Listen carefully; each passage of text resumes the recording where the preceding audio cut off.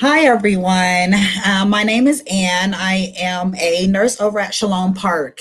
I've been here for almost 2 years, but I've been a nurse for a while. Throughout my journey, I always knew that I wanted to be a nurse when I was a little kid. Um, and going and kind of coming up and learning what it is to be a nurse, you learn different things each and every step of your way. One thing I definitely learned was that it was always about regulations, paper, making sure that you're documenting right. But as I came here to Shalom Park, I really learned something completely different. I became an eating associate last year, and I really got to know what it really meant to be eaten. However, even to this day, it is still very hard. It's a challenge with everything that is going on, especially with COVID, trying to continue to do Eden. Um, in our community, we see ourselves as a family, and every decision that is made on keeping our family, our community, as well as our extended family safe, we have to do that as a team, as a united front, which can be very hard being an infection control nurse. We always want to kind of look at what we need to do as far as regulation. CDC says one thing, then you have the State Department says something else, and then you have your county department that says something completely different. But then you have to figure out how to bring that into your home. Sometimes, I think so fast and I want to implement so many different things that I have to take a step back. I look to my leaders for that guidance sometimes, and especially when I know that I just keep going and going and going. And it's like, okay, pause. That's our biggest word, pause, and let's take a minute. Let's work this out, work this through together. So one thing about doing that is that I learned that if I can get the information that I need from our care partners, from our elders, and let them know how important they are and what decisions and choices that they make, as well as letting them have that voice throughout this whole journey, everything goes smoothly and according to plan. So I like to kind of give an example. We're currently doing mass testing, where we have anywhere from about 250 to 300 individuals that we have to test. That is our family. And when you think of testing that many people, it's a challenge. And how are you going to do this? And what is going to be the effect on our community? How are the elders going to feel about this? Are they going to be scared? How is their family going to feel about this, knowing that their loved one is being tested?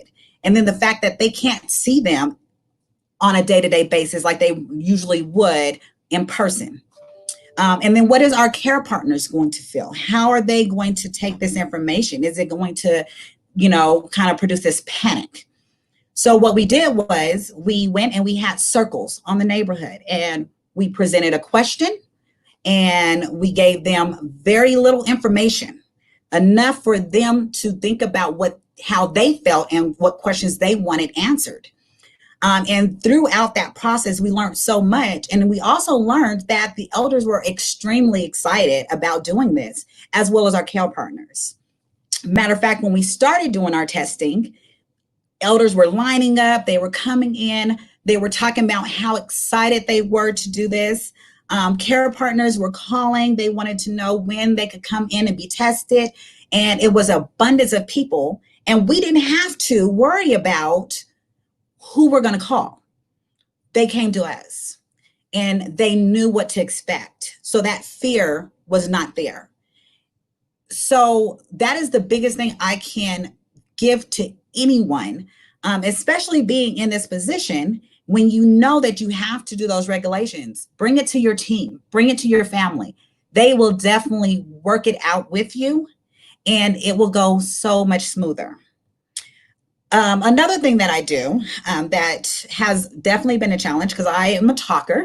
I love to talk, but I also love to educate, and learning different ways to do that education. My leader always tells me, we have to do something else to grab that attention. And so what we did was we had education on how to put on PPE, which is a hot topic with COVID, because when you're in the mix of having so much stuff going on in the world, everybody kind of forgets that there is a process to make sure that we are not contaminating ourselves and others.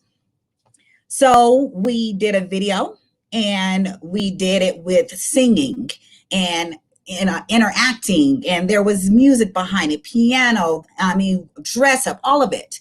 But we did it step by step. Once everything was finalized, we ended up putting it on the big screens throughout our community. So now, even to this day, that happened, I want to say back in April. Now everyone, not just our care partners, but our elders, they walk by and they see that video. And I cannot tell you how many people have stopped and approached me and was like, "You're the lady in the video." And they remember the song. They remember the process of putting on that PPE. But it was just something just as simple as doing a live performance to show them and make it fun. So that is what Eden is all about. It's not always about that paper and the regulation. It's about having fun and getting your family. And when I say family, I mean your care partners and your elders, because in an Eden community, that is our family. Getting them involved, it makes everything go so much smoother, and it makes life easier, and it makes everyone happy. You become happy to come to work. Your elders become happy. Your care partners become happy.